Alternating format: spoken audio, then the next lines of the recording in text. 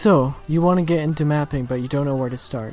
From my perspective, the best place to start is by defining mapping in your terms. So how are we going to get this definition? You want to find a bunch of maps that you like a lot, like maps that you would put in your favorite section. Doesn't matter what they are, just figure out what they are and look at them. So, I like this map of Tengaku by Shiro. I like this map of Furiosa Melodia by Illumitors. I like this map of Pavor Nocturnus by Grum D. Lastly, I like this map of Genryu Kaiko by Hollowings. So, what do all these maps have in common? That is what you want to look at when you find all these maps. From my choices of maps, you can clearly see that there's not a lot of similarity between the maps. So, going with a very vague definition is a good idea here. I find that a good definition for me is that maps are like metaphors. A metaphor being a statement in which you say something is another thing. Even though they are not truly the same thing, they represent each other in one way or more. So, a map can represent the song in one way or more, and your map would be perfectly logical and solid from a definition standpoint, in my opinion. That doesn't mean that's the definition you're going to come at, but that is my definition of mapping. Using this, you can finally start mapping. So, find a song that you like. Make sure, however, that it's not an incredibly complicated song.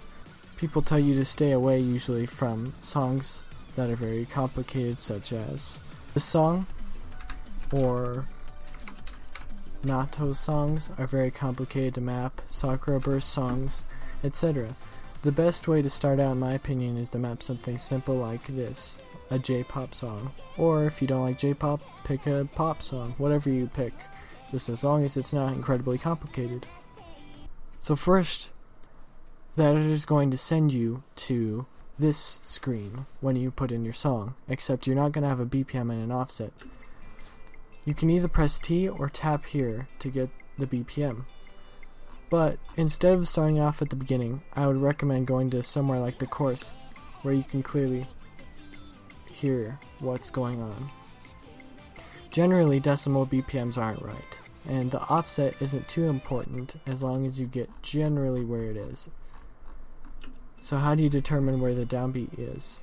Generally, the first time you hear a kick drum is the best place. So if you did that, that would be here. But that's generally. This is the strangest song to be working with. In this case, it's a crash. And that would also be a good way of doing it, is to listen for the first crash symbol, which is right there. So you'd put the offset here, but that would be wrong, because the offset is way back here. So why is that? Well, if you look at the notes here, you'll be seeing something like this. So you see these big white ticks, and then the smaller ones, and then the big white tick. The big white tick is known as the start of a measure. It's where the song starts a new measure, which is a section of music. This is used for structural things. It's also known as a downbeat. This, and this are downbeats. These are upbeats, which are less important than the downbeats. So, when you get your timing point at the right place, go back as far as you can until you get to the first start of a measure. You can't see it now because of the bookmark, but if I remove it, you can see there's a start of a measure there. After this, these four tools. You can use the select, which is just like the Windows select. You can drag and select multiple things. There we go. Like that. You can select one, or by holding Control you can select two without dragging. And right click will remove a note. Circles are simply hit circles, as you see in their natural habitat right here, this guy. This is a hit circle, and it is best used for notes that are not held. Generally, notes that are held, you want to use a slider for. like in this beginning section here. If you listen closely with the 25% playback rate,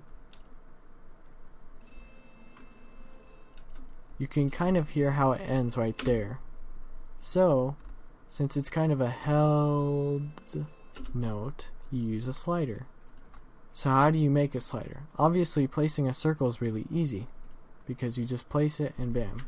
But sliders appear to be more complicated, and they are. So, you want to go ahead and just left click somewhere, and then this is what happens. So, before you do this, put up the beat snap divisor to 1/4.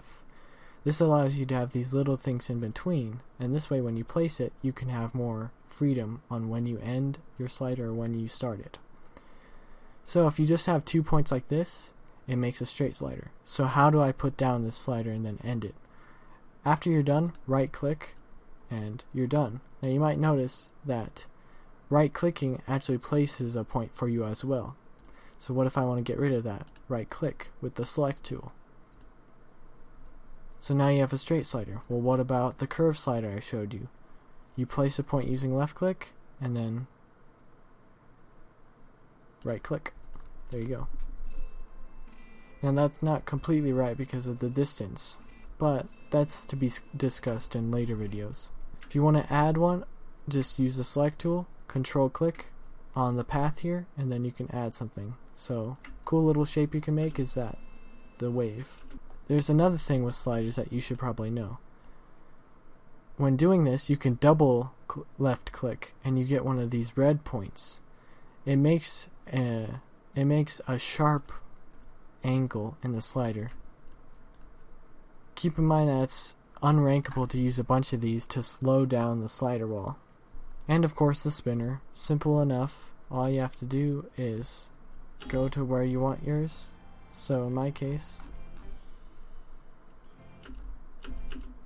I want a hit circle here and then a spinner right after, just to make it so that it's kind of better. So you left click where you want to start your spinner and then find where you want to end it on the timeline at the top. So in my case, it's right on this start of a measure. Then you just right click.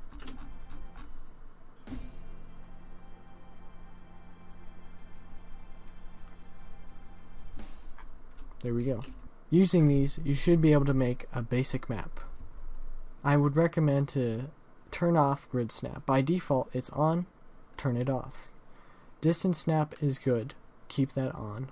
Alright, so if this video helped you out in mapping, please leave a like and comment what you thought. If you have any criticism, please leave that here too. I'm going to be making more videos about this. See you in the next video.